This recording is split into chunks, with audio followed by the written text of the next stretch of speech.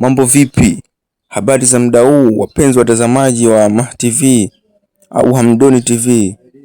Naomba kama wewe ndo mara yako ya kwanza kuangalia channel yetu hii, usisahau kusubscribe kisha kubonyeza alama kengele hapo, uone unapata habari zetu. Watazamaji wetu, mpaka leo hii imeshatimia siku 21 mwezi kasoro siku 9 toka vita hii ianze. Vita ya Irani dhidi ya Israeli na mwenzie Marekani. Vita hii bado ni nzito kwa kuwa haijalala na tunaona mambo yanatokea. Somu Irani, somu Israeli wala Marekani mwenyewe. Vita hii haijalalia upande mmoja. Irani analipua pamoja na Marekani analipua na Israeli analipua. Mpaka sasa vimepatikana vifo visipopungua vya viongozi wa Irani na kiongozi wa Israeli inavyosemekana naye ameshapoteza maisha. Kwa hiyo vita bado haijakaa sawa mpaka tutakapoona mwisho wa vita hii.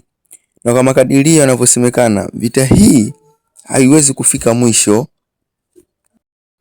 mpaka miezi 3, 4, 5 mbele. Na ikiendelea vita hii huenda ikasababisha vita ya 3 ya dunia. Kwa kuzingatia kwamba Irani yeye amelenga moja kwa moja kwenda kuharibu miundombinu ya kimafuta yanayotoka huko nchi za nje kuja maybe huko Afrika na maeneo mengine. Sababu hii itapelekea anguko la kiuchumi la dunia, the Great Economic Depression. Hii ambayo ilisababisha kutokea kwa vita ya pili ya dunia. Na ikiendelea hivi moja kwa moja tunaiona vita ya 3 ya dunia.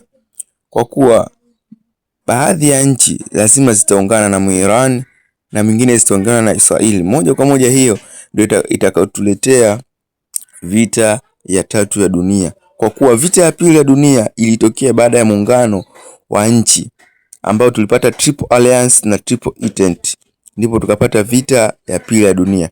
Hivyo basi tujiandae kwa lolote muda wowote na kwa kuomba sala, kuswali ili Mungu aepushe janga hili. Maana mpaka sasa hivi Saudi Arabia nayo imetoa neno lake kumuhusu Irani ya kwamba anaweza akatumia nguvu za kijeshi kwa muda anaotaka yeye kumzuia Muirani.